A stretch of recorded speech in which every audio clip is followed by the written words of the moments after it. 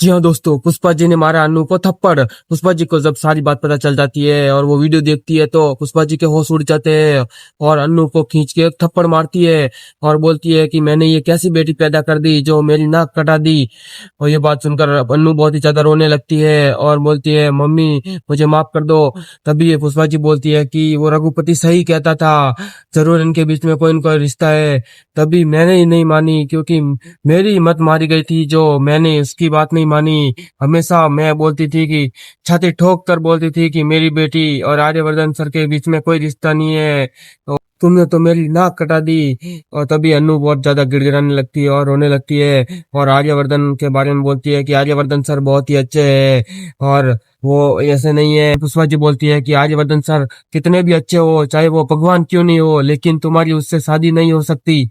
और पुष्पा जी रोने लगती है और बहुत ही ज्यादा डांटने लगती है अन्नू को। अभी अन्नू का फोन बजने लगता है और अन्नू दौड़ी हुई जाती है और फोन उठाती है तो वो आर्यवर्धन सर का फोन होता है। तभी पुष्पा जी बोलती है किसका फोन है, तो अन्नू कोई जवाब नहीं देती और पुष्पा जी उसके पास जाती है कि आर्य सर का फोन है, तुरंत फोन काट। और अन्नू फोन नहीं काटती है और पुष्पा जी तुरंत उनका फोन ले लेती है अन्नू का और तुरंत फोन काट देती है पुष्पा जी। तभी पुष्पा जी बोलती है कि ये फोन ही इस जड़ का फसाद है और वो फोन को फेंक देती है और तोड़ देती है। और अन्नू बहुत ही ज्यादा गिड़गिड़ाने लगती है और रोने लगती है। तभी अन्नू बोलती है कि मुझे माफ कर दो। तभी पुष्पा जी बोलती है कि अगर तुम्हें आर्य सर के साथ रहना है और तुम्हारी आर्य सर से शादी करनी है तो मुझे और शर्मा जी को जहर देकर मार दो और मुझे रास्ते से हटा दो, फिर तुम खुशी से रहना। तभी अन्नू बोलती है नहीं मम्मी ऐसा मत बोलो।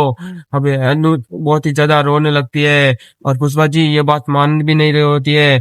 तभी पुष्पा जी को याद आता है कि वो साड़ी लेने जाना है। तभी पुष्पा जी बोलती है कि साड़ी ढूंढने लगती है और साड़ी ढूंढने साड़ी नहीं मिलती। अन्नू लाकर साड़ी देती है और बोलती है पुष्पा जी कि मैं साड़ी देकर वापस आती हूँ, तब तक तुम्हें जितना रोना है जितना रो लो। मैं जैसे ही वापस आऊं तब तक तुम आर्य सर के दिलो दिमाग से सारे ख्याल निकाल दो और उन्हें भूलना होगा।